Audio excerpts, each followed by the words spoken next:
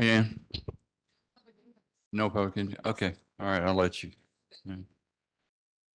Okay. Let's take your seats and get this started.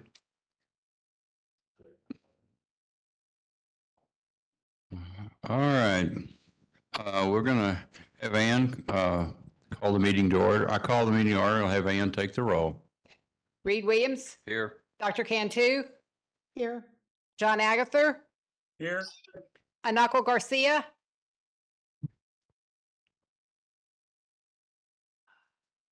okay, Phyllis Villagran, Here. Peter Anonfre, Andy Castillo, Here. Al Rodriguez, Michael Kinnick, Anne Marie, Hebden, Here. Wayne Eddington, Anthony Edwards, Michael Sanchez, Didi Bamaris, Kurt Anastasia, He had a conflict. okay, Dana, Jim Berg, Anita Ledbetter, and Miriam Junket. Here. Okay. We have a Christopher, quorum. Christopher? Thank you. Okay, thanks, Christopher.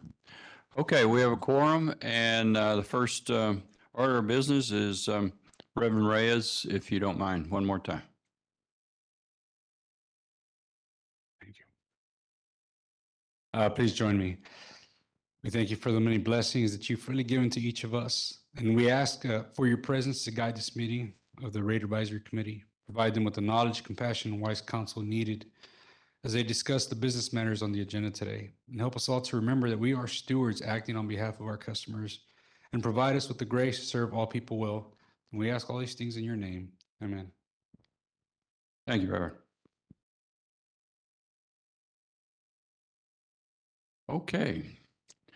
Well, first of all, just a couple of housekeeping matters. I want to thank a few folks for this during this journey. I want to thank Dr. Cantu. She's been a great help to me as the vice chair. Dr. Francine Romero came on and has really been a diligent and professional help to everything we've done. I can't thank you enough. And it's really helped with our relationship with the board, and she's been particularly helpful to me to make sure we're trying to get something that is beneficial and useful for the board. Two other people I really need to thank is Kathy Garcia and Ann Kennard. Both of these have just done yeoman's duty in getting this done, working with the staff. And it's been a long trip, but I really appreciate it. Also, you know, if I started naming them all, we'd be here all day, but the staff and the management has done an amazing job getting us all the information, helping us through all these processes. I mean, if you think about it, in the last 2 years, the variability or the variance of the work we've done, I mean, we started on a rate case, then we went to the STEP program, and then we did generation planning, and now we're doing rate design. That's more than I could expect any 21 folks to do, but you did it. And you did it with class, and you did it with a lot of hard work. So, you know, you all need to be feeling really good about what we've done. And we did it because I think, as we spoke in the beginning, there's been enough mutual respect and trust that's been developed. It's not 100%. It never will be, but there was enough developed that we were able to work together to come to, I think, some pretty good assistance to the board. As you know, we did this with no authority, and we did it, and y'all are willing to hold over for a little extra time. So we got the job done. And the question that keeps coming to me, what now, Reed? Well, I don't know. And I will tell you that because it's up to the board. And the board will decide the future of the RAC or how they're going to proceed in the future. I hope everybody thinks back a couple of years ago. We just come out of the winter storm and we moved right into this. The world was a lot different. The management was a lot different and the world was a lot different. So a lot of things have changed, and I think all organizations need to be reviewed as to what their purpose is, and that's nothing more than just to improve the process. We don't have any more meetings scheduled. I think that we've got plenty of time here today just to talk about and let each one of you express individual opinions about the survey or anything else you want to talk about on rate design. I would just again like to reiterate that when we started this, we know there's no real magic bullet for this. You have to look at not only rate relief, you've got to look at conservation and you got to look at demand management. And it's all those three things together. And I hope that we keep that in mind as we talk about that today, because it's an energy conservation and energy affordability triangle. So without talking any more on my side, let's just move in to the discussion that we have today. And it's primarily and it is exclusively, it's not primarily, it's exclusively allowing individuals to discuss the survey. No survey is perfect. Clearly, it could be done differently. Hopefully we left enough time for everyone to have their input into it. And if you had questions, hopefully you were willing to call us and ask questions. Now, let's take the first three questions first, which are the questions on rate relief. And as we all know, that's a very central issue. While the questions might have not been perfect, we tried to replicate the way they were asked, they were presented to us by the staff. Because in the end, we don't have the authority that the board has, and we don't have the power that the management and the staff has to run the deal. All we can do is hopefully give our opinions so that it has some influence on what both of those bodies do. And in this respect, it was fairly clear that the option of the three that was most desired was number 3. So I think that's very, very interesting in that a program now that we are funding at about $11.6 million, that's a 600% increase. So as we put that in perspective, let's think about how that relates to other rate increases, and let's also discuss, if we could, how this would get paid for. It has to be in a rate case, and the amount of money that is put into the program has to be funded by other customers in that class of trade. You cannot shift this around unless I'm wrong, and I could be, but I will get told soon if I am. So you got to think about the size of this and put it also, and of course the lawyers have told us, you can charge a group of customers less in a class, but it has to benefit the other individuals and the other customers in that class. You can also recognize that our last rate increase that y'all all worked on was in $70-something million. So this is almost as big as the whole rate increase. With that, what I'd like to do is I'll keep a list here of folks that would like to speak. The ones that are online, if you'll just, I don't know if we don't have the chat up, but just let Ann know, she's following the chat, And I'll keep a list here and I'll keep referring to the list so people will know where they stand in the list.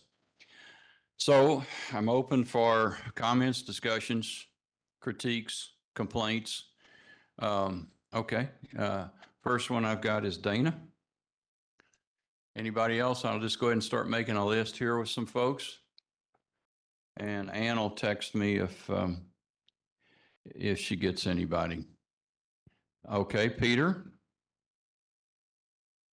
Anyone else? Michael?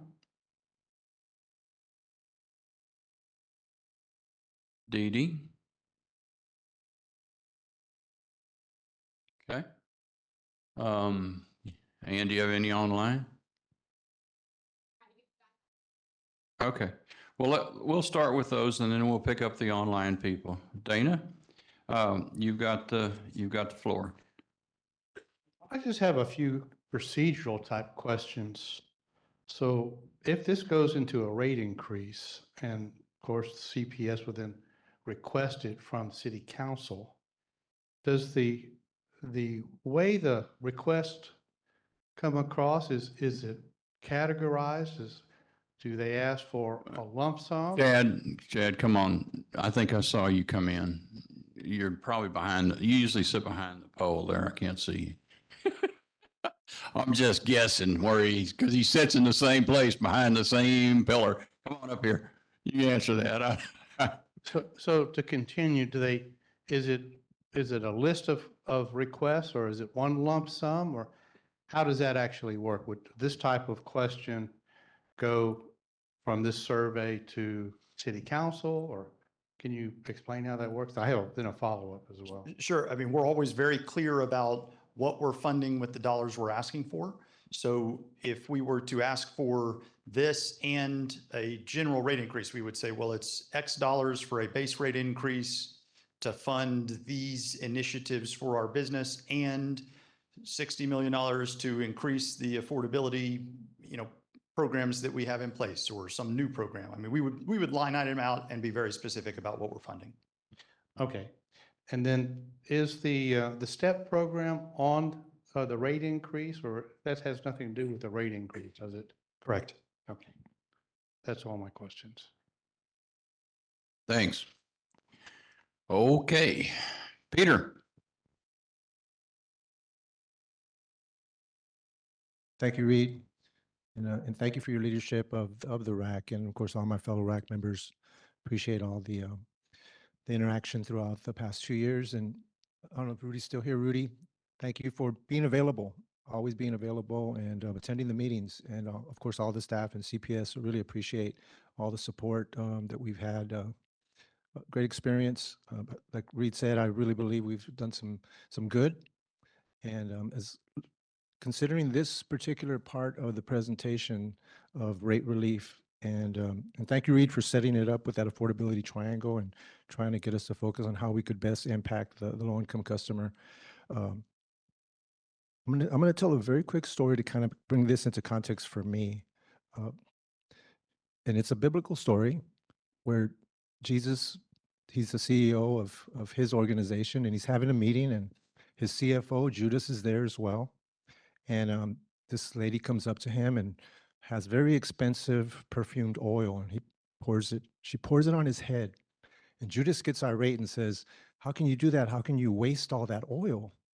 All that precious fragrant oil? It could have been sold and helped the poor." And Jesus says, he disagrees. He says, "You'll always have the poor with you." He said, "But I won't always be with you. And what she did in honoring me will be remembered for eternity."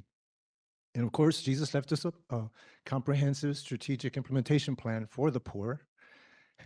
And so when I consider this particular outreach, and with this, I guess the moral of this story is spend your money wisely, even when you have an opportunity to help the poor. There may be a better way than money. And of course, I'm going to have a question for, I think it's Shannon, or it might be Shad, related to that third option, because I was surprised as well. I mean, I'm for increasing the ADP, But I think that second one, which would double and reach more people, but still keep it reasonable, I thought that was the best option. But I was surprised to see that so many, 63% voted for the third option, which is 70, almost 70 million per year, which is the STEP program funding. And so, Chana, you had said this, that if we were to implement something like that, that the criteria for it to pass muster, if you would be that it would be fair and reasonable. And I know when we had talked about presenting these options, you said you would break it down as far as how it would be allocated to the different class groups and who would pay for it and how those percentages break out, because it is a good percentage of money. So is this fair and reasonable? I think that part of the limitation of the question as asked is it doesn't describe how it's funded. So I think there are a number of ways that it could be funded where it might be viewed as reasonable, and a number of ways that it could be funded that it would not be viewed as reasonable. Having it all funded in a single year, again, I think I read it, that's the intention of saying yes to that was, yes, we want this all funded in a single year. I think could stretch the limits. Saying you want to essentially double the funding of affordability programs is a big step. I also just want to note that a number of the STEP programs have funding requirements and authorizations that are outside of CPS Energy. So CPS Energy alone could not change some of those programs. Does that answer the question? Yes, and so all customers pay for that, commercial, all residential, and is that also through the rate adjustment, all completely through the rate adjustment, if something like that was implemented, or how would it be? I think that, I mean, to me, what I would say is to the board when they said, okay, what do we do with this information? I think that it would be between me and Chad. Chad, feel free to come on up and jump in. Setting up a number of funding structures to see what gets you to the number that you need and what could be tolerated by the customers and still stay in that reasonableness category. Chad?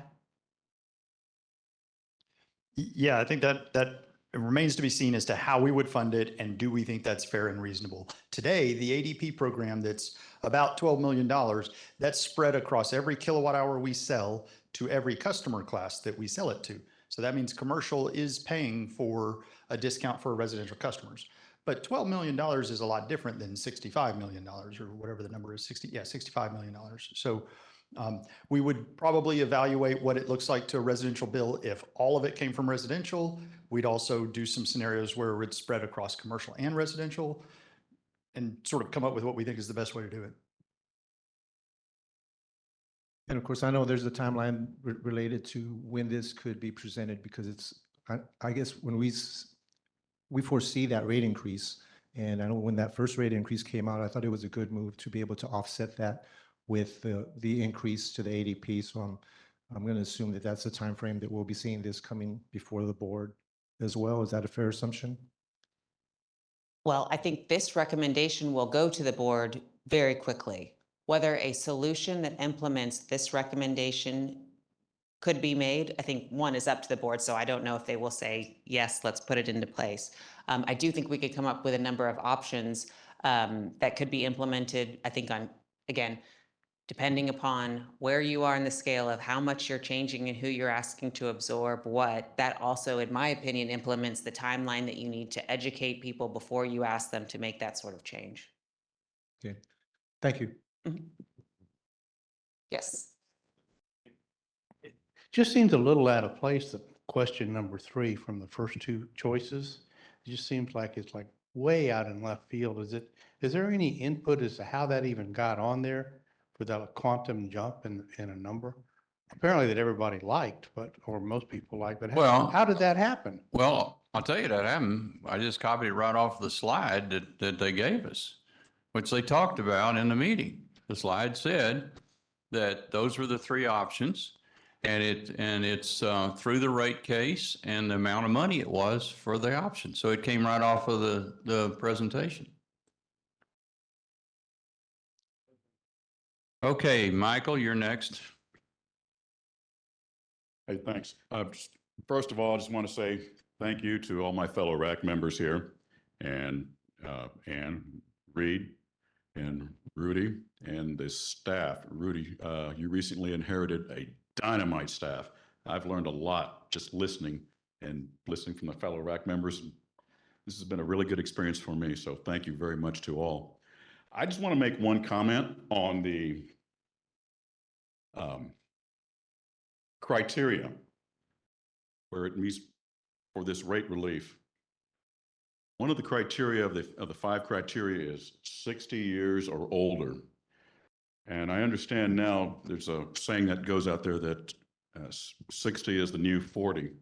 And because of longevity tables and we're lasting a lot longer on this planet than we used to, I just want to know if the board, if we could somehow get this to the board, if the board would consider raising that age to 62 or 63. That's my only comment I got to say about this one. Thanks. Thank you, Mike. Okay, we've got, now let me give you the list. We got Dee Dee, Anaqua, Jim, Miriam, Dr. Cantu, and Al. Okay, the next one's Dee Dee. My question is the survey as we see it now with the question and the, the percentage answered, is that how it's going to be presented to the board? Also, for example, on the questions 2 and 3, will y'all also give the bill impact on those questions so that it'll put, put into context what this is going to be? No, I think, look, none of us want to in any way put our hand on the scale in a survey. So these are the questions, these are answers, and I would hope that they go to the board just this way. Okay. Okay? Nobody needs to be interpreting your responses. It just needs to be reported. And, it's like any other survey. It's just one piece of information. The board's going to take in all kinds of information.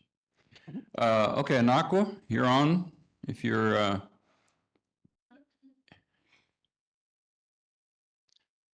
we should be able to hear you.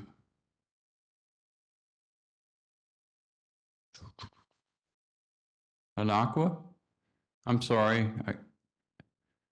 Maybe we can take this survey down and put the people up where we've got several people here that are going to be talking.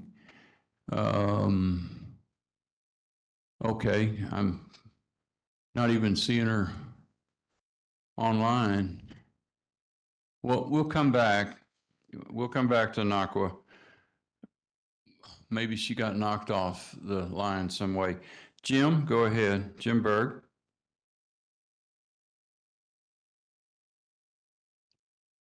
Okay. Are we losing people? Well, Jim was because he Jim replied when you called the roll, correct? No? Then how did you get his name? Did he just send his name in? You sent me his name.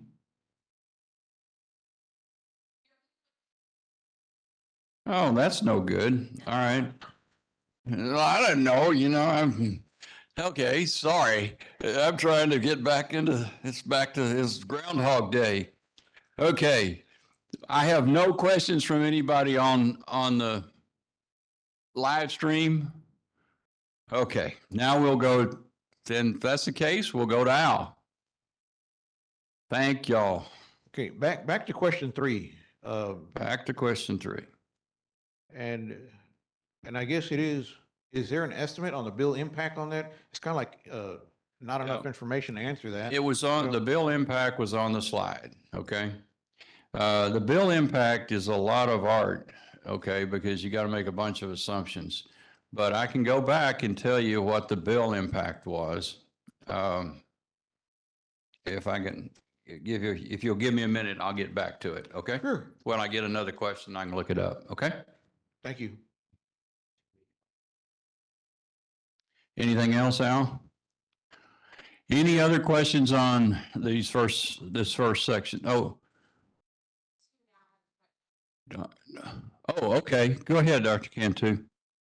Good afternoon, everyone. And I would want to join the chorus. Reed, thank you so much for your leadership for this. Thank you for your leadership and certainly the CPS staff. Wonderful, wonderful support. Sorry about the dogs. Sorry about that. I was just having, Al, the question that Al just asked, I think it was the bill impact. Could you repeat that? What that response was? Yeah, the bill impact, I'm looking it up as we're speaking. Okay, scenario 3, the bill impact on the residential part was $2.83. Okay. And on the first two, since they're the same as Dee Dee pointed out, it's between 31 cents and 61 cents. I don't know what the variation is there, but well, they're saying that it's between 5.8 and 11.6. So there was a big range there. And I just put 11. So call it 61 cents, and $2.85. Okay, thank you. Could Yep. you put the language of the responses back up, Reed? There was something on 3 that I wanted to, Sure. Okay, I'll just read it. Should CPS Energy in their next rate case request approval from the city council for a one-time increase of the energy charge submitted as part of the rate review of $65 million each year to reduce the energy burden for all 229,000 customers in the lower quintile to 6%. That was the wording, and that's kind of what I got off of the slide. okay, that narrative that you just said doesn't match the number 3 on the slide, It doesn't? does it?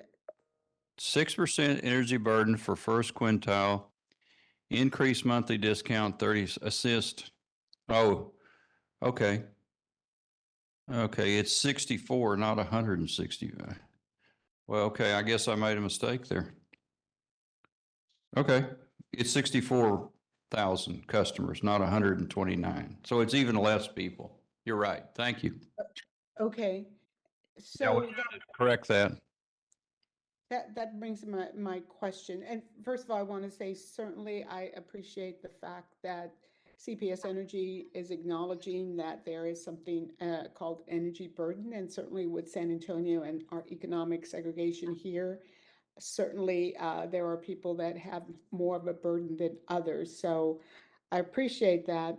Now, if we put a number of customers in there, you said it was 65,000 customers. So actually the number's 64.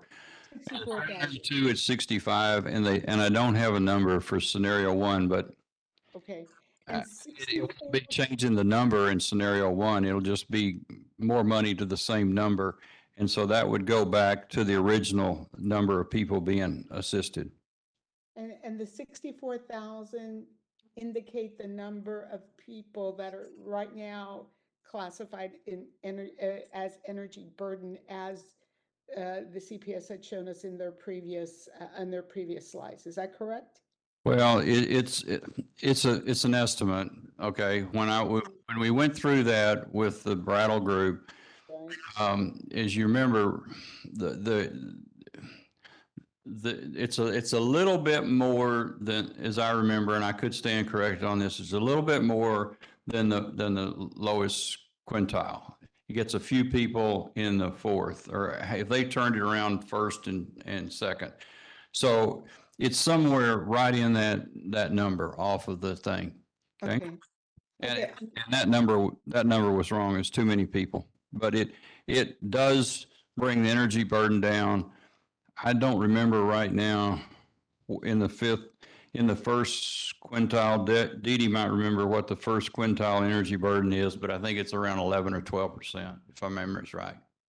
Is that close? Anybody remember? I'm awful old to be remembering that, but Yeah. I think it's around 10 or 12% right now in that quintile. Okay. Go ahead. So the final question or comment is, if more people are found to be energy burden as we go forward with this recommendation to the board, and this is accepted by the board and then city council, is that going to be a hard number? We may have more people that, when you do the analysis, may be more included in that most burden category. So I just want to be sure that that's not a hard and fast number. Yeah, again, I think that needs some work from the staff. I don't know. I'm not going to answer for them. I was just kind of working off of their numbers. If you remember, that was the Brattle presentation where we had a lot of questions. Yeah. Okay. Thank you. Okay. All right, now back to, let's see. Okay, Dana, then Al. Reed, Anakwa is back on. Oh, I okay. don't know if you want to go back to Anakwa. I just see a narration from her. I don't know if she had a question or not, Dr. Cantu, because I was working off a list from last week. I'm only, or last month. So, if she does, I'll get her on the list. Okay, Al, I'm Dana, and then Al. So the CPS staff gave us the average bill for the lowest quintile for ratepayers. Could anybody recall that number on a monthly basis? Average bill. I mean, $65 million to bottom 64,000 customers So, is $1,000 per customer. okay, so if you look at page 6, which is part of what I was working on for, and I don't know if this is going to be right or not, but anyway, before discount, gas and electric for the first income quintile is the burden there is 1,000 for gas and electric, $1,380, or 10.1%. Now, someone A can, month? A month? well, that was the number that's on here. If it's wrong, it's wrong. I mean, maybe I'm reading it wrong, but it was given to me under the impact of the weatherization. You're talking about the first quintile means the lowest income people, or is that the highest? Well, it used to be 5, now it's first. So the first quintile now under these slides is the lowest. Okay, so you're saying it's basically $1,000 a year. Well, the number I have here is annual electric and annual gas divided by annual, income. Yes, it's annual. So for a year, it's 1,380, and the annual household income is 13,705. They got 10%. So I said 11 or 12. I was high. I was wrong. It's now, this number right here on the sheet that we looked at. And this was on the presentation they made on March 23rd. It's 10.1%, and the average bill, you'd have to divide 12 into that, so it's $120 or so, $130. Wow. Okay. Okay, well, that's what's here. Okay, that finished, Dana? Okay, Al? On the, there was a conflict. Earlier you said that classes need to, anything we do for one class is paid Well, for by that class? Chad just said that right now we're splitting it to all of the classes, okay? And so it would go to everybody. And so what I said was wrong, because I was making an assumption that it would all go to the retail, because if everybody's got to benefit from this, okay? In other words, the way you can benefit somebody is that the rest of the people that are paying for it get some benefit. We talked about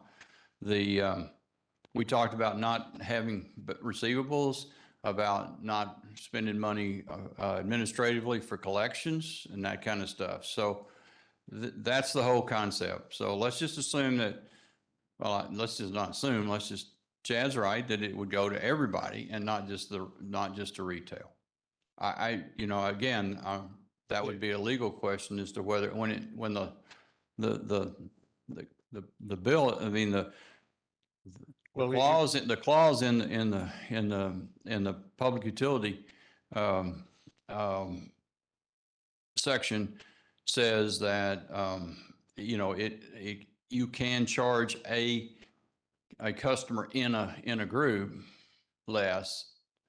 I probably made the wrong assumption that meant that you would be charging the others more. So I was wrong. What else, Scott? Oh, well, I guess it would make a difference. Oh, well, sure, it'd make a big difference. Yeah, no. But you still then, even if you spread it to all the classes have got to accept that, that they're benefiting from it, okay? Or then now you've got other classes, commercial, industrial, that might protest it. All right, anybody online? Anybody on the room? Moving on to the next section. The second section, if I can find it here. We have got some paper through this process, you know, and it's a good thing I held on to it because I can't remember all this stuff. So I recommend y'all all hold on to your paper. The next one's energy conservation. I can do this any way y'all want. We can do it question by question. There's 9 of them. We can open it up for discussion on questions that you're interested in. Give me some feedback. All right. I'm not getting any feedback. Anita? Okay, take it as a block. All right, we're going to take, thank you. I appreciate you stepping forward there. Little leadership, right? Okay, so now we're going to talk about energy conservation as a block, and I'm starting a new list. Who would like to speak? I've got Dana.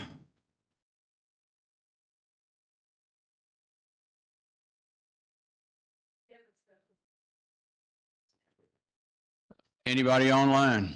Nope. Dana, you got it, buddy. Wait. Okay, Miriam. Go, Dana. Oh, I'm first? Okay. On question 5, we're talking about the additional cost and the fuel adjustment.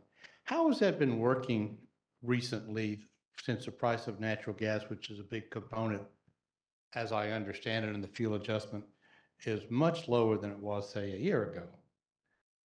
Shouldn't that fuel cost adjustment be lower as well? Well, this question was just about one item in the fuel adjustment. If your question is about whether the fuel adjustment has been reduced with the lower gas, then I'll let somebody in management talk about that Well, because does it affect this part here? it doesn't affect this part because remember, we've got a whole bunch of stuff in the fuel adjustment, okay? You've got fuel adjustments, you've also got the STEP program, and it's in that category because we can't split it all out. Okay? Sure. So, Well, I'd like to know the first thing about it. Has it affected with the price of gas? Is that gone into the equation for a fuel adjustment? Just to know. Yeah, it absolutely has. We've seen a reduction in bills by $10 to $15 year over year. So a month compared to the same month last year because natural gas prices have been so much lower. thanks. Okay. Miriam? Hi, yes, can you hear me okay? Sure. Okay, great. I wanted to address the question number 4 about whether or not it was sufficient for assisting low-income customers. And I want to give kudos and credit for all the information that was provided on the different programs, the things that are obviously ongoing. You guys have done a ton of work at CPS Energy to try to think through these things thoughtfully and provide good programs and to keep improving those programs. And I think the way that this question was phrased, I hope that for those, including myself, who said yes, what we really mean is you're taking good steps for now, And we hope that that'll continue to be a learning process and that feedback will be sought from the customers and impacts will continue to be assessed so that future decisions can be made. I hope this isn't we're one and done, which is how this question could be read. But, I think it's very obvious whenever you're having to take on a discovery process like this to figure out what works best, you have to do it iteratively. So thank you for the information that was provided and for the work that's gone into the program so far. Yes, doing a great job. Please continue learning and please continue trying to improve. That's really all. It's not even really a question. It's just more of an encouragement. No, I think that's an excellent clarification. And if you look at page 5 on the presentation that was made on April the 20th, there's several of those programs that we can't even do yet because we don't have the technology yet. But and I appreciate that clarification because it was intended to mean all that was presented, even if some of it is not actually implemented at this time. Thank you, Miriam. Okay, Anita, you're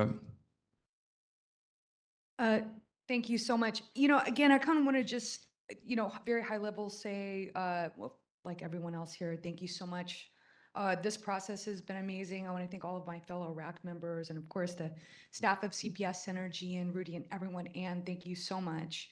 I would still say this is the beginning of the road, these discussions that we're having. And when we look at this block of energy conservation, I just wanted to make a couple of comments. The first thing is, and I say this as kind of a sociologist, a lot of these questions, it kind of ends with, well, it depends, right? And so a couple of comments that I have, for example, like our multifamily question on number 7. Will low-income residents of multifamily facilities that participate in weatherization recognize the savings from the CPS Energy conservation programs? And so there are some things that are, well, it depends. It depends on whether or not they have their own, if they're being individually metered. It matters if the building owner is passing on, those savings. So some of those things are kind of, I just wanted to note, kind of hard to capture because it's not necessarily standardized, right? But I think that having it out there as a goal so that we can move towards some of that standardization is important. The second thing is just, kind of in that same spirit when we talk about, this was a very hard question for me to answer, which was number 4. Number 4, Yeah, okay. I mean, that's a big question. Are we doing enough? Is the added focus enough? And I think, again, this is, just the beginning. We're stepping into being able to understand and analyze some of these new areas that are pivotal to our future, right? But that haven't been given as much study and attention. So again, I would say we're still collecting the data on some of these things, but I think we're moving in the right direction. And this block, I know Chad is a popular person today. I'm just going to talk about Chad and Rick. And, from the very beginning, we've known, the third fuel, energy conservation, is going to be pivotal in all of its forms for our community moving forward. Energy conservation, demand management, renewable energy, affordability. These are the pillars of our survival as a community. And so whatever we do in energy conservation, I think it's not as a yes or no, a black or white situation. Some of these questions, again, we're just in the beginning of kind of understanding what it really means and moving towards standardization. So that's kind of it for now. Well, that's a very good clarification. And again, I think all of these questions are perception. Okay, it's capturing a point in time and a group of people's perception. And so, being the scientist you are, I can clearly understand your comments there. And I don't think we'll be careful that when we present it, that it is perception as we know it. The reason this question was requested by several people is because if you remember, when we went through the STEP program, the big concern was, do we have enough focus on low income people? It wasn't that, that was the concern most people had. So all we were trying to gauge here, all I wanted to try to gauge was, has that perception shifted over this next period? And it does appear that that perception has shifted. So it's more of that. But thank you, Anita. Okay, no more online. Oh, Peter, go ahead. And then Michael. Sorry, Michael, I didn't see you first. I was looking that way. Thank you, Reed. So I'm going to start with that question, and thank you, Anita, for making those comments about specifically more comprehensive planning and the data that can come from this extensive exercise. And Rudy, again, thank you for making it a priority, and I really believe that you and your staff have done that. You've made it a priority. You've good faith effort, and I appreciate the opportunity to give that feedback. When I said earlier that there's a better way than just providing money to that low-income customer to be able to get them to a better place, and I think this is the opportunity where a comprehensive energy efficiency weatherization, and it's targeted, as you said before, Rudy, we're targeting those energy burden census tracts. And if we add, and this is a component that I think is important for the next, or the sixth question, is if you add that resiliency piece where we know that the root cause, this is an effect, right? There's so much more involved to the process that each family is going through. But having this comprehensive effort in a community where you're providing that outreach, and again, Deanna and the team, the outreach team, what y'all have done, what the city has done in tandem to reach out to so many and provide all the resources, all that has really laid the groundwork for, I think, that change that can come from this comprehensive effort. Implementing on the ground with, my question is this, because it's referenced in number 6, partially, in addition to the current contractors providing CPS programs and services, should CPS Energy contract with nonprofits, which are community-based organizations in low-income neighborhoods, to develop STEP programs and services? And I understand that there's a community ambassador component. I don't know who can speak to that, but I wanted to know, how is that role participating in engaging the community with the contractors? And congratulations on the new contractors that just got approved. I understand we have seven new contractors that are now going to be doing the weatherization. And again, that effort of adding more of the weatherization contractors adds to the ability to do more of this work. So that's one of my questions, because it's key to how we continue to build that model, and having a nonprofit or nonprofits in the community that can build in that resiliency piece to those. Once you have a weatherization plan started, and then you can start to do the wraparound services properly and continue to follow up with case management with those families. That's a comprehensive plan that has to be studied, because I think what you were saying, Anita, and that's what I really would look forward to, because when there's another RAC or another group that comes back and looks at the work that we started with this whole effort, that there will be data that could inform the RAC, the board, and others, and how they're making decisions to impact this universal issue of how do we help the most vulnerable. And I applaud CPS for doing this. I know this isn't in your wheelhouse, because this is something that you've gone above and beyond to do. I think it's more so in the city side, but even more so the nonprofits, the faith-based organizations, to join arms in the process. So that's why I'm excited about that opportunity. I know with this particular weatherization now launching more so, I'm looking forward to how a pilot can be funded and studied so that we can actually have that data to come back to the RAC here within the next couple of years, because we're looking at a 5-year program. Before we get to the 5th year, we should have good data to be able to make the next decision. And so I look forward, if someone can answer that question, I'd really like to know how that community ambassador is going to be working with those contractors. Anyone? I don't want to do a Ferris Bueller up here, but that's not my, it's not my area. Well, let them get back with you on that, Peter, unless there's somebody who wants to talk about the ambassador. I got you. Thank you. Okay. All right, thanks. Yeah. Oh, So I just oh. wanted to slip one. Okay, sure. And thank you, Peter, because I appreciate your comments. I think that what's so important about this section is that, in the last 20 years that I've been doing this, I saw energy conservation. We started the conversation about it's the right thing to do. We move into affordability now. We talk about, trying to help our low-income customers. We move over into understanding that it's the third fuel and how important it is in our generation portfolio. But really, and we're talking about affordability, but I want to end on this energy conservation.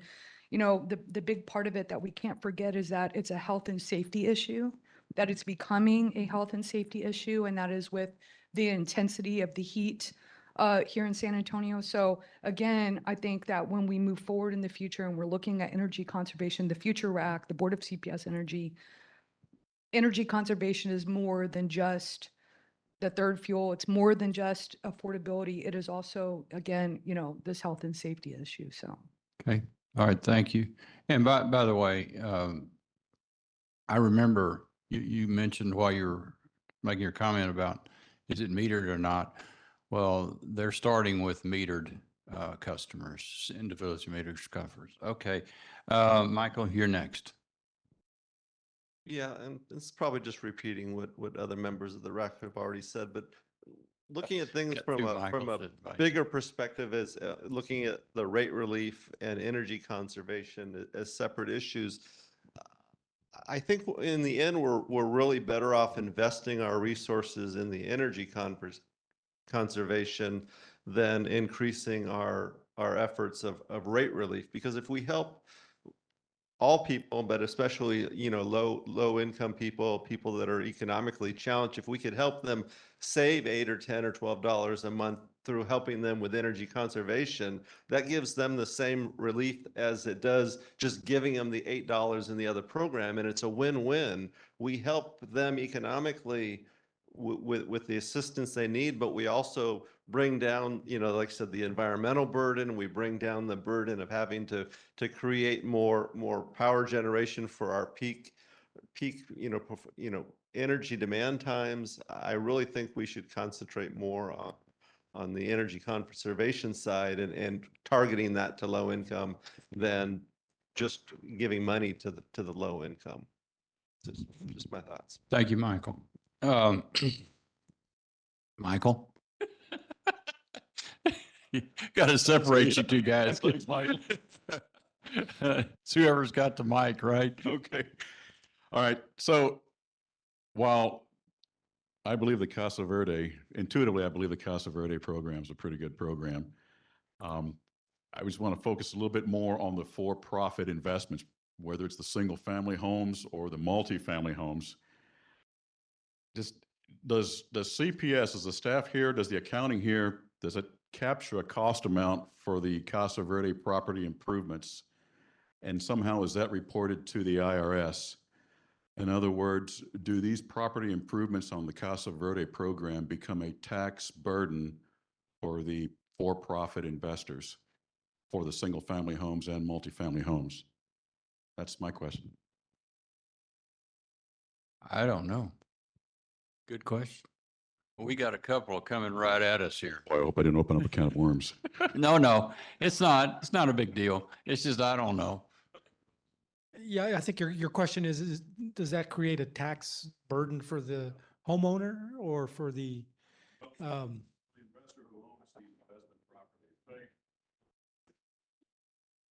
Say these low-income residents, okay, mainly whoever meets those criterias, and they apply for the Casa Verde benefits. The property owner, the investor, whether it's a single-family home investor or the multifamily home investors, does the cost of these improvements now become a tax burden for the for-profit investor? right? So in the context of the single family program, no. On the multifamily side, that's a fair question. We'll need to look into that. I don't believe it does. But that's a new space. We don't have that program up and running just yet. But I will mention, you know, a lot of these will be nonprofits, and so there's that element to it, but that's something we can look into. There's a lot of private investors in the single-family home market, Mhm. and some of them rent to low-income families, mainly through the Section 8 program. So if a Section 8 resident wants some Casa Verde improvements, then does that become a tax burden for that individual single-family home investor? I don't believe so. Anita, you may.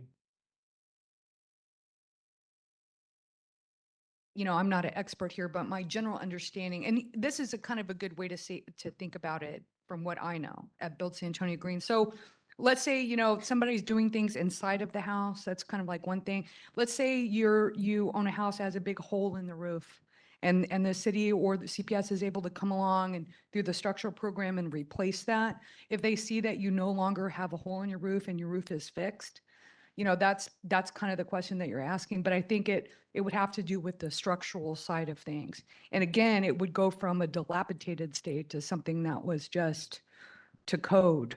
So it wouldn't be like, you know, putting a diamond on a, you know, if that makes sense.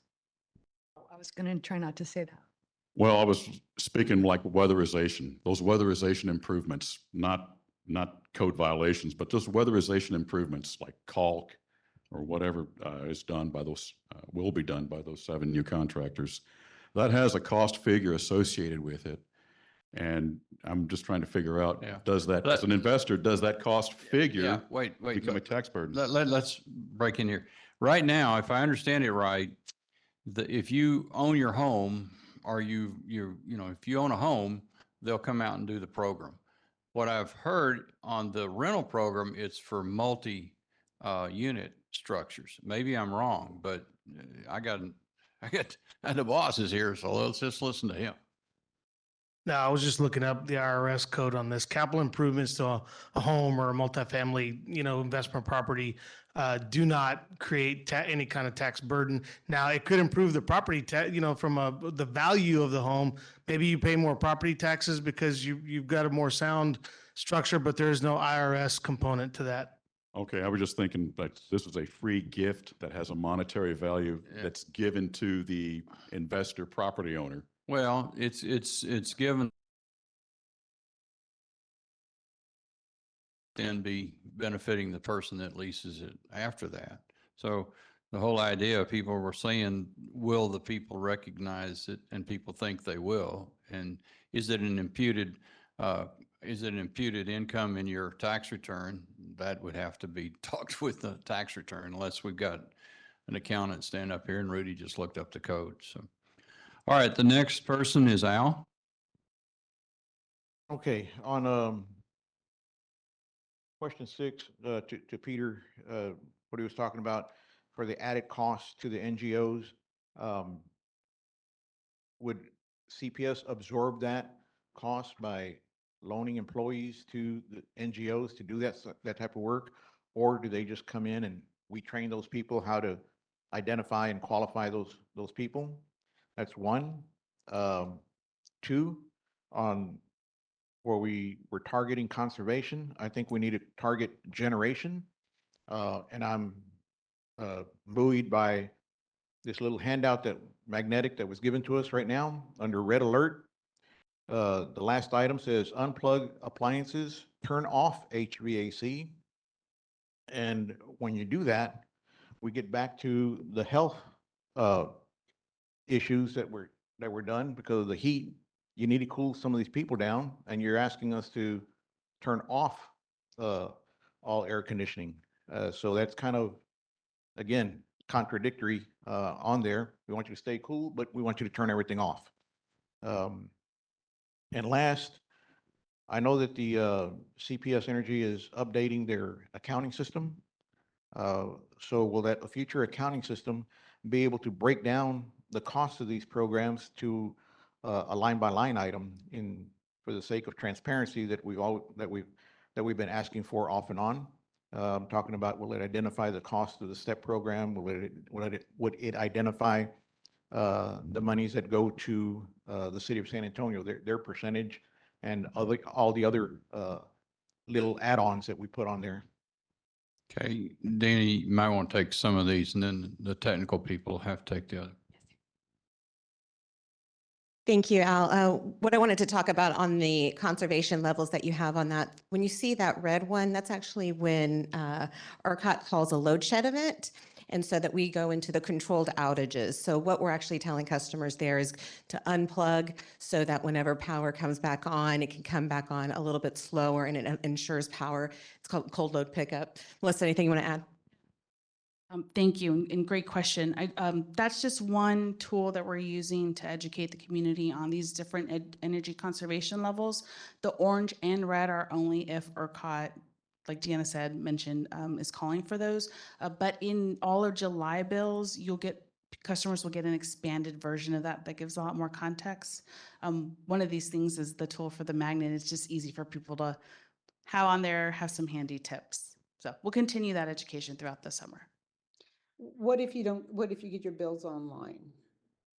Yes, ma'am. It's still on your online bill as well. You just have to keep scrolling through the first couple of pages. Okay, I have not had to, or anybody I know have had to suffer because of it's so hot, but I do remember suffering when it was so cold. That's the recent memory. So, but that's just on the same thing, and I do understand that when your power goes off, it's best to turn things on a little bit at a time. That I understand and also promote. Thank you. And then also when it comes for your bill, we are looking at ways to expand what information we can. We haven't chosen our future system yet, but based on the feedback that we continue to get from the RAC and for other customers, it's how do we provide information that's meaningful to each individual customer. And so I know that we're trying to also do some education about what's on bills right now. For instance, the peak capacity charge. I think we talked about that in one of the last few meetings. That is something that's been a line item on folks' bills, and you still don't know it. One of the biggest conversations we have the opportunity to have in our call center is telling folks, hey, there's a second page of your bill, turn it over. But for people who do want to have that information, we do want to find ways to make it available. Majority of customers do get their bills online. So we're trying to explore different options that we can. So if you want to be able to break out the different components, and we'll have to figure out, how far down deep we break out, but we're continuing to look at what our options are in the future when we get to do a bill design after we get a new billing system.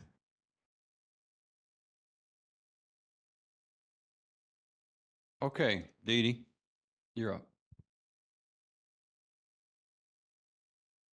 This is a question more about STEP than question 5. And I was looking at the website the other day on the STEP program, and correct me if I'm wrong, but I did see that there is a solar rebate for small businesses. Is that true? Okay. Why do small businesses get a rebate but not residential customers? Okay. Did you hurt your leg? No. Yeah, so going back to the end of last year when we transitioned to the new STEP program, one of the things we said was that we were going to sunset the rebate for residential customers that had run for many years. But we said we would continue some rebates for basically what we called like non-traditional. So where we didn't have as much adoption in the past, and small business was one of those. And so we put some boundaries around that. So there's up to a certain size. But the idea was we hadn't had a lot of small business uptake. And so we included like small business and nonprofits could continue to receive rebates. And we've had some of those come in over the last couple of months. Okay, I don't remember. I remember talking about nonprofits, schools, but I don't remember there ever being a mention about small businesses. Well, how much is that rebate, or roughly? It's it continued the same rebate level that we had before for our commercial businesses. I'm a little hazy because it's been 6 months. I'm in a new role, but it basically continued the same rebate that we had. Again, when we announced it publicly in all of our materials, it was small business was included in there. Okay. Well, so what was the old or? I think it's like 60 cents a watt up to a certain size, and then it goes down to like 40 cents a watt. Okay, thanks. Uh-huh.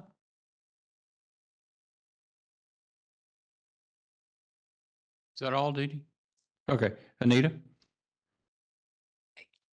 Thank you. I just want to take this opportunity to kind of talk about something very quickly. When we talk about this energy conservation magnet that we got, and I think you brought this up, and it reminded me of something that's very important. I think this is amazing. And I also, who here remembers another time when we had something like this? Because I don't remember. And so it's awesome, but it's also a sign of the times, right?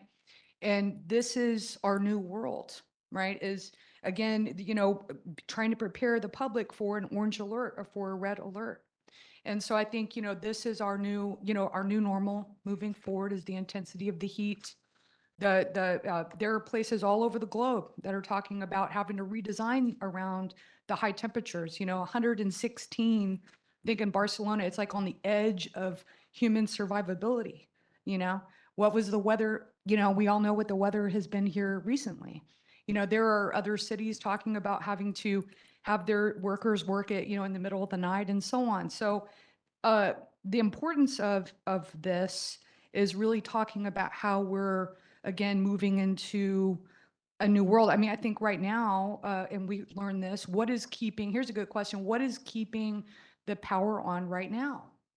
Or when the weather gets to be 110 degrees for 2 weeks or for a week, and it has been a combination, and we have the ERCOT app open right now, and we know from CPS, again, it's from conservation, demand management, and I think right now specifically solar and wind are keeping us afloat. So again, the diversification of our generation assets and investing in renewable energy technology is pivotal, again, alongside this conservation. So again, I'm excited by this. I think it's amazing, but it's also the sign of the future and where we're going.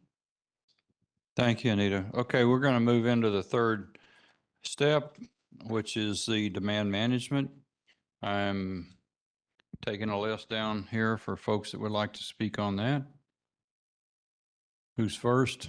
Anyone? Anyone online? Okay, I guess we're adjourned. No, I'm kidding. Get quick. Come on. Somebody wake up. You either talk or we're adjourned. Christopher.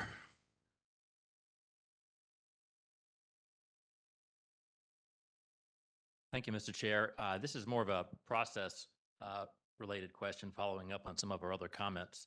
But first, I want to join the chorus singing the praises and shouting the amens to all of the folks who have made this process possible.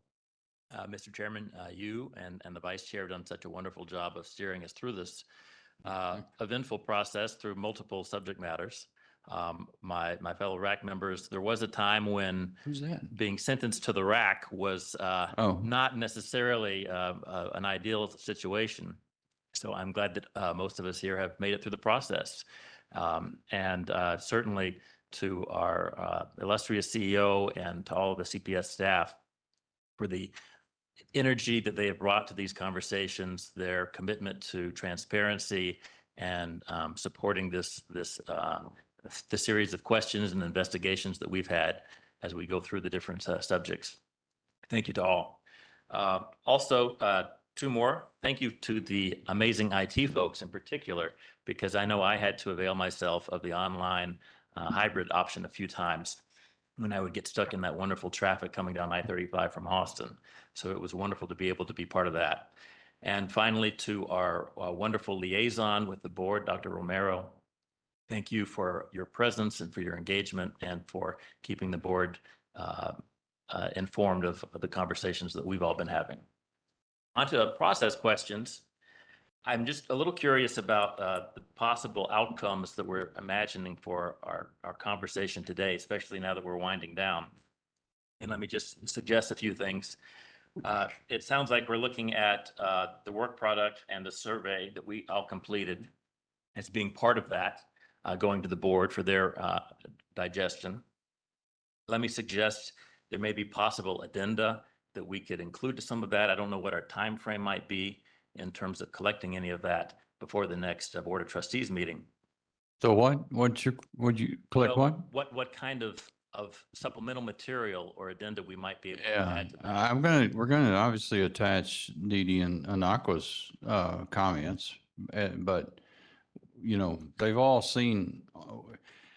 Look, if I attached all this information, I'm not sure that would, so we don't plan, I'll let management do whatever they want to with this because they're gonna have to do the board setup, okay? Not me, okay?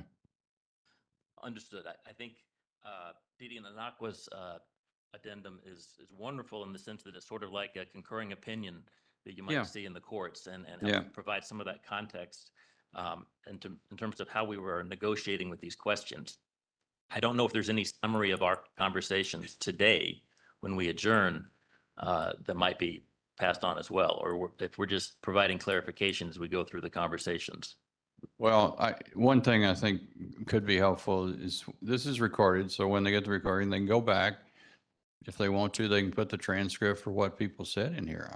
That's fine, but again, that's up to management, not necessarily us. And then Go ahead. a couple of final I got you. points. Go ahead. I'm sorry. That Almost- was just, almost done. Sorry.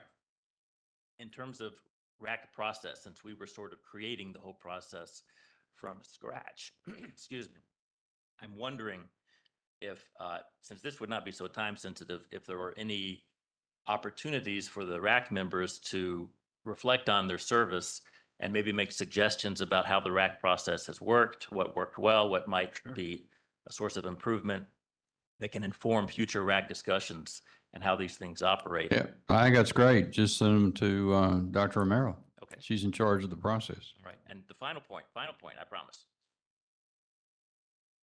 Anita and Peter brought up comprehensive planning and data management. And I think going forward, this is going to be so important as part of these projects because there's so many different levels with Casa Verde and STEP and the rest.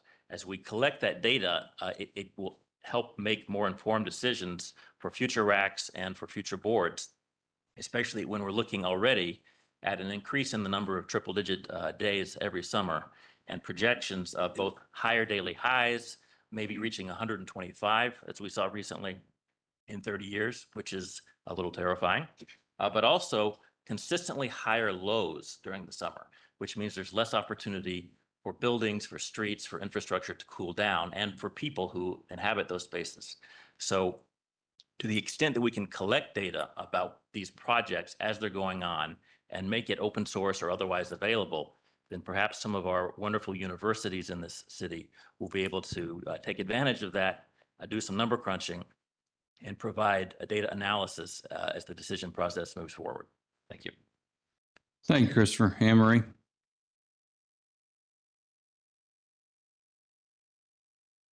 No? Sorry, I thought I saw your hand up. Okay.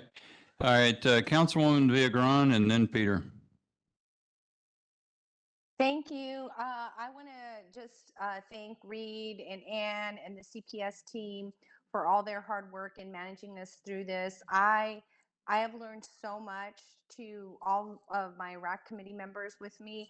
If some of you ever see me talking at B session or A session, I mentioned how hard y'all work and how you're moving this city forward and CPS forward. So I want to thank you all for that. I think I think this survey was very informative. I'm sure the board's going to have a lot of questions, and the council will too if they take time to unpack it. I'm glad I get to hear this, what you all have to say.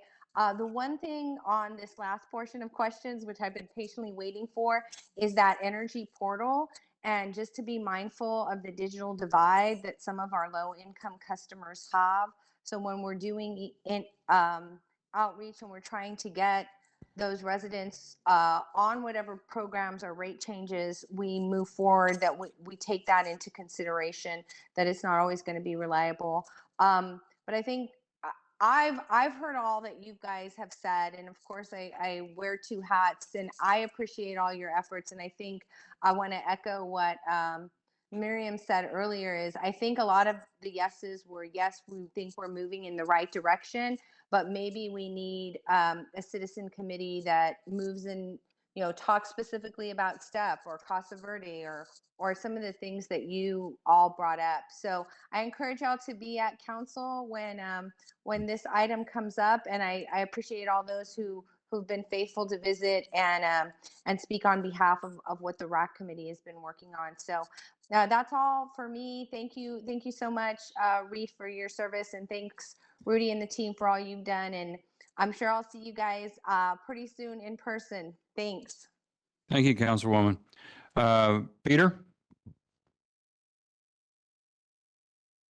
Yes, I was going to ask some questions about the classifications. Chad, can you come up? I wanted to ask some questions coming out of the cost of service study, and something we had asked early on, and I remember the summer that we spent with you on preparing us on that cost of service. And one of the questions that we were talking about at that time was a fixed rate increase to try to capture that difference in the cost of service study. And two different questions. One is on question 17. In the next rate case, should CPS Energy request approval to charge residential customers who have net meters a charge to cover fixed cost avoided due to their low energy charge? And I can see, the survey was like 63% were for and 37 were against. And I know that's a different, and you can correct me if I'm wrong, I just want to understand that fixed charge is different from the fixed charge that you could propose, and if in fact you would propose a fixed charge. And then third question is the classes. So none of the classes changed coming out of the study, and is that already set in stone as far as the way we're moving forward? Well, I would say nothing set in stone as to how we move forward. We have not yet developed our rate recommendation for this potential next rate increase. And so I can't speak to what we're going to recommend. We're still working on pulling our budget together. On the fixed charge, per this question, we'll look at opportunities to adjust, the balance between the fixed and the variable components on the bill. But again, we haven't developed a recommendation yet for the upcoming rate case. I had a little opportunity to talk to Peter about this. We've got what I call the administrative or just the flat hookup charge. And there was some discussion last time that one way to deal with a rate increase is to increase that versus the energy charge. And of course, that's separate even then from the fuel adjustment. So I think Peter's question is, this question does not relate to anything on that fixed charge. This would be a separate line item fixed cost. Is that the way you're going to see? It's to cover, it's for people that just have net meters, not all people. And he's just trying to confirm that this won't affect the people that do not have net meters. That was the question. It's net meters. Yeah, I gotcha. So this would be a new charge just for those customers? Charge to cover fixed costs. So net meters. Remember, we had the discussion about people that have solar panels, and there was a big discussion that they don't provide, since they don't spend a lot of money on the energy charge, there is a lack of pay, and there is a lot of fixed cost in the energy charge, not in the fuel, in the energy charge. Yeah, I understand what you're saying. I don't know that we've considered actually creating a new charge just for solar customers. We'd have to look at it. Generally we think about the monthly charge on the bill and the variable charge for all customers. And the variable charge is the energy charge, right? So back to that fixed. Peter, this comment came out of our earlier discussions. It doesn't have anything to do. It was intended when we talked about they discontinued the solar program, talking about people that do not, buy much power. They just use this as backup. Are they providing enough funds to pay for the fixed cost, the fixed charge, the backup that they are going to rely on if something happens to their solar panels, or they don't have enough? That was a full subject that didn't have anything to do with raising the what I call the very small. What is that? It's just a few dollars. It's like $9. It didn't have anything to do with that. Okay, Right, just no, get it out in the open so you're not worried about it. Okay. Yes, yes. So that was the clarification. So thank you, Reed, for clarifying. So back to that, because it is a separate charge, that fixed charge, are you still considering, or what would be your grounds for increasing the fixed charge? Because at the time, what I recall was low usage customers will be impacted the most. And then this is one of those low usage customers.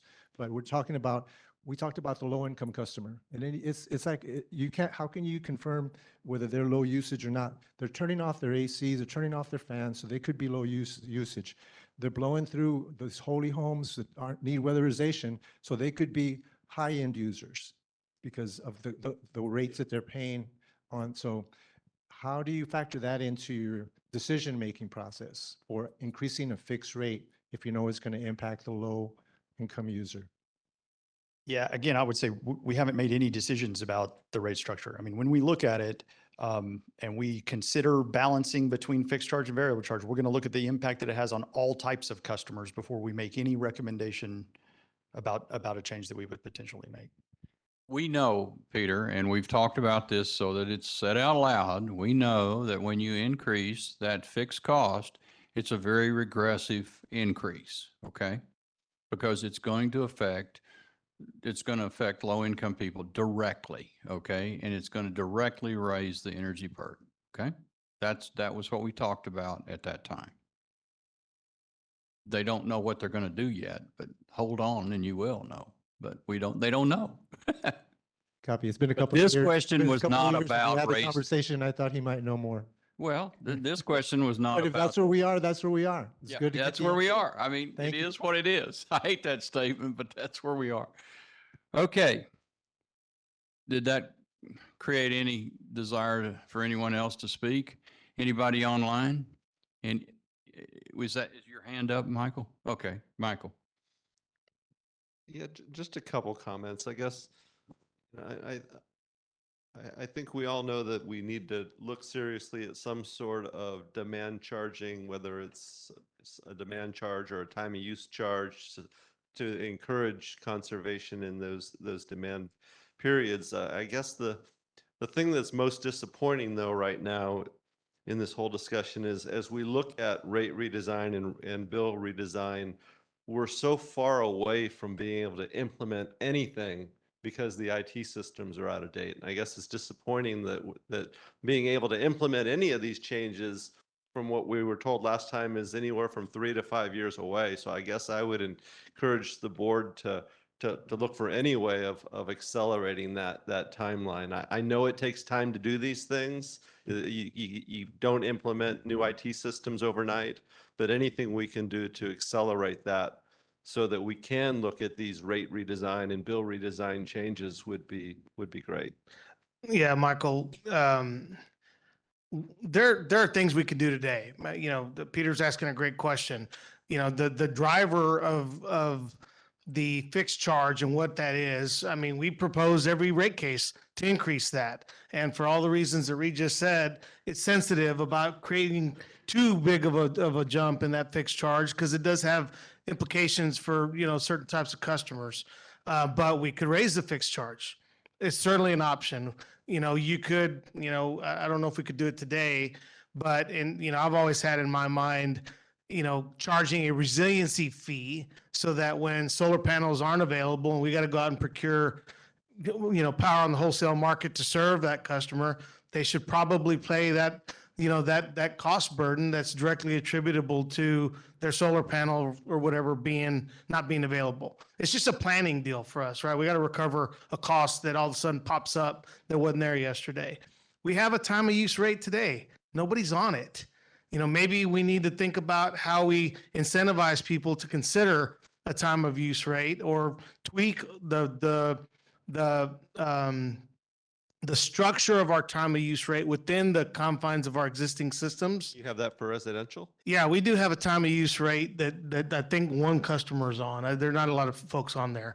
So there are things we can do, Michael, within the confines of our existing system that will move us, in whatever direction that we think we want to move in. All of the things that y'all are talking about and all of this information that is really good stuff will inform how we present proposals to the board, both today and then in the future when we can actually do some new cool things. But I think there are some things that we can do. Peter, it's been 2 years. We've come up with all kinds of ideas that, could change how we bring revenue in. Because at the end of the day, it's all a balance, right?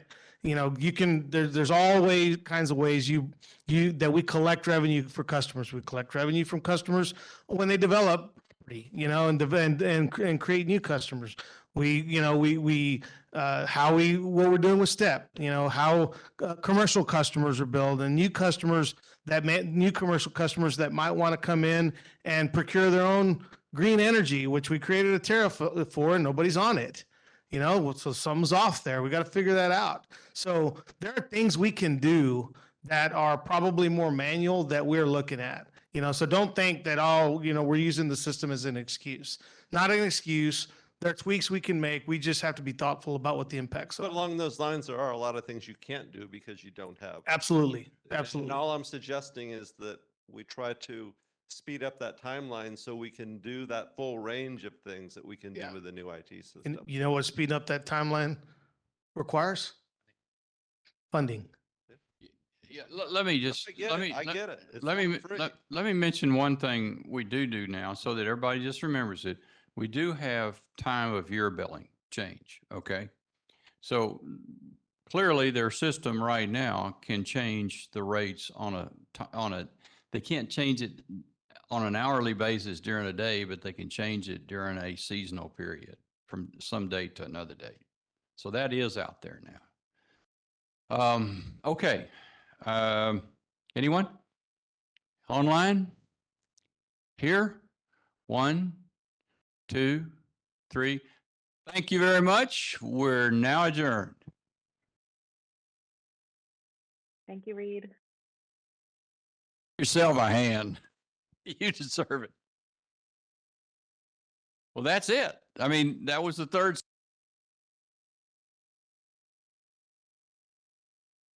We want to do? I mean, I went through everything. Okay. All right. Thank y'all.